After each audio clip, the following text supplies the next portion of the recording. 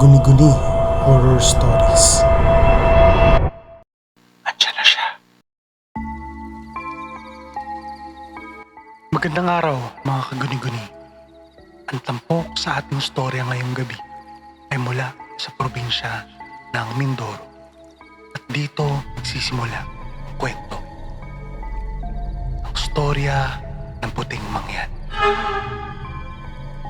Sa bayan ng Mindoro, may isang alamat na paulit-ulit na isinasalaysay ng matatanda tuwing gabi ng kabilugan ng buwan.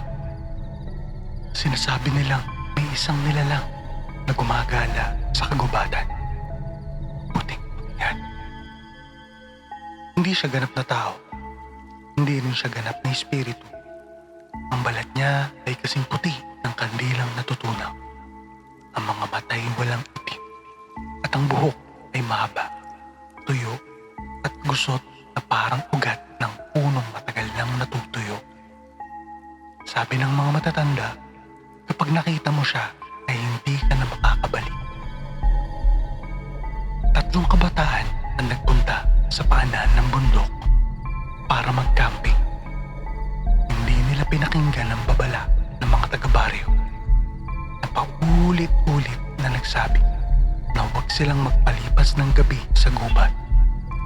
Para sa kanila, isa lamang itong alamat na nilikha para takutin ang mga bata.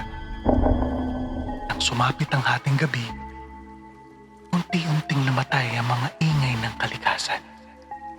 Walang huni ng kuliglig, walang pagaspas ng pakpak.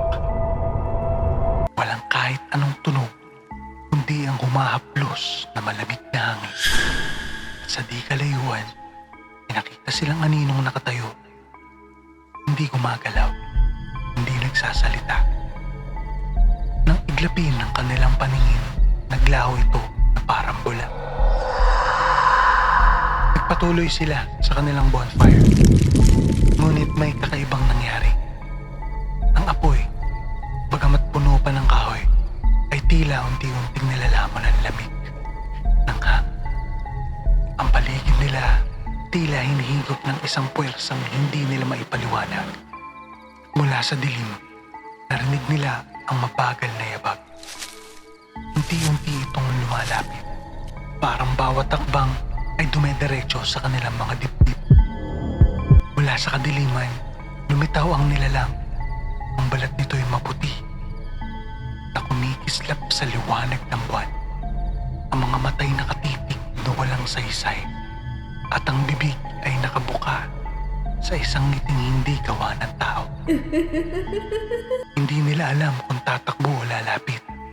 Ngunit bago pa sila makagalaw, naramdaman nila ang malamig na hangin na bumubulong sa kanilang mga tenga. Isang boses na paus, mabagal, at tila galing sa ilalim ng lupa. Hindi nila maunawaan ang bawat salita, ngunit malinaw ibig sabihin. Hindi sila dapat naroon. Nataranta ang isa sa kanila at biglang tumakbo. Ngunit bago pa makalayo, nadapa siya at bumagsak sa lupa. Sa kanyang pagkasubsob, isang maputing kamay ang lumitaw mula sa ugat ng puno. Marahan, ngunit mariing humila pababa hanggang sa buong katawan niya ay nilamon ng lupa. Ang kanyang sigaw ay umaalingaw-ngaw, unti-unting nalulunod ng katahimikan hanggang wala na. Dalawa na lamang ang nakatakbo pabalik sa barik. Pagdating nila, sila'y nanginginig, hindi makapagsalita at ang kanilang mga mata ay nanlalaki sa sindak. Wala na silang dalang gamit, wala silang ibang naiuwi, kundi takot.